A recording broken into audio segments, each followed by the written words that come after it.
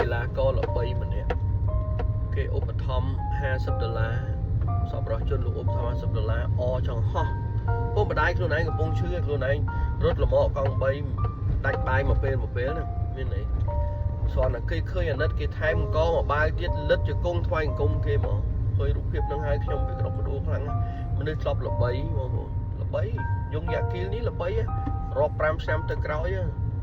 អ្នកធ្លាប់មើលបដាលសេរីមុនស្គាល់យងយ៉ាគីលនេះឡើងប្រកួតផ្សេងចាញ់គេតែមកវាយជាង500ប្រកួតដូចទេវតាអ្នកមានបូនចុះទៅលើចឹងជួយឧបត្ថម្ភខ្ញុំបាន50បានលុយនឹងទៅធ្វើវិញបានលុយនឹងធ្វើវិញយកទៅធ្វើកុំម្ដងដំបងយកលុយទៅផ្ញើឲ្យម្ដាយយកទៅឲ្យថៃពេទ្យគាត់ទិញម្ហូបហុំបងហើយសល់ត្រឹមតែ3-40000 2-30000អីយើងទុកចាក់សាំងของ3រត់ទៀតឥឡូវចេះទៅបងឲ្យកមក3ទៅទៀតអូឲ្យកមកបាវទៀតបាទយកទៅញ៉ាំដែរតែគាត់ជួយចឹងណាបាទបងអត់មែនបងគាត់បើកចិត្តឲ្យខ្ញុំបានប្រកួតផងបងអើយដាច់បាយហើយដាច់បាយហើយចុះបងមានគូសាទេគ្រួសារខ្ញុំពីមុនធ្លាប់នៅមួយគ្នាឥឡូវខ្ញុំបែកគ្នាចូលប្រហែល8 ឆ្នាំអូ8 ឆ្នាំអញ្ចឹងបងនៅតែជាមួយម្ដាយទេនៅមួយម្ដាយអូហើយនេះកង់3បងហ៎កង់3បងកង់3បងហ្នឹងទិញដាច់យើងមលួសដែរបងមិនទិញមលួសដែរបងអើយមលួសដែរបងប៉ះមួយដូចជាអូតពថងបាទជាប៉ះ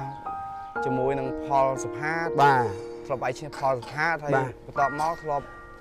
វាយមួយច័ន្ទរតនាបាទជាមួយទុយរិកសីបាទជាមួយច័ន្ទជាមួយលោកគ្រូជ័យកសលបាទនិងកលាជាច្រើនទៀតបាទសិតតែជួបជើងខ្លាំងពីមុនបាទជាង500ប្រកួតជាង500ដងឈ្នះខ្ទង់ឈ្នះហើយខ្ទង់520ដងជាងហើយចាញ់29ដងអូគេនៅក្លឹប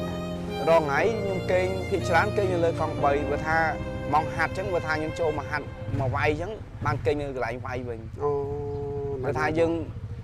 ងរត់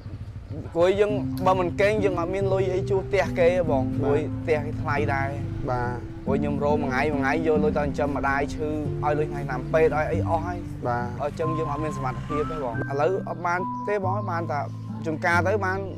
20000 10000ឥឡូវហ្នឹងរត់វេទនាបងឥឡូវវេទនាខ្លាំងពិបាករបងនោះបាទចំការបាន10000ចំការ20000នៅថ្ងៃនេះអត់មានបានលុយហ្មងនេះអត់ទេអត់គីឡូវាយឬក៏មិនវាមិនមែនអត់គីឡូវាយគឺអត់មានទីផ្សារលែងល្បីប្រម៉ូទ័រគេមិនចាប់គូឲ្យវាយពីព្រោះធម្មតាប្រម៉ូទ័រគ្នាស៊ីលុយពីក្រុមហ៊ុនឧបត្ថម្ភកម្មវិធីដែរដល់ពេលយើងអត់មានកេរ្តិ៍ឈ្មោះល្បីអត់អាចជួយឲ្យប្រម៉ូទឲ្យក្រុមហ៊ុនគេល្បីបានអញ្ចឹងមិនមានទីផ្សារវាយគេអត់យកយើងទេរងថ្ងៃនេះគេយកលុះត្រាតែអ្នកឯងហ្នឹងល្បីទៅឡើងឆាកគេទៅធ្វើឲ្យមនុស្សទៅមើលច្រើនទៅមានការគ្រប់គ្រងច្រើនគេជួលយើងទៅហើយឥឡូវនិយាយមិនចេញគ្នាដាច់បាយដាច់ទឹកហើយ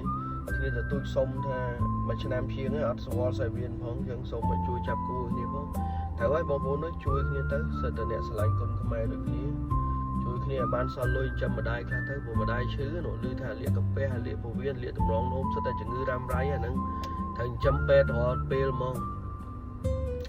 ខ្ញុំសោកស្ដាយនៅពេលទទួលមុននឹងបែបនេះហើយយើងក៏មិនដឹងបន្ទោសអ្នកណាដែរពីព្រោះធម្មតាដំណើរជីវិតមួយអ្នកម្នាក់ត្រូវតែមានការរៀបចំយើងអាចពឹងផ្អែកទៅលើអីតែមួយបានទេហើយក៏មិនអាចបន្ទោស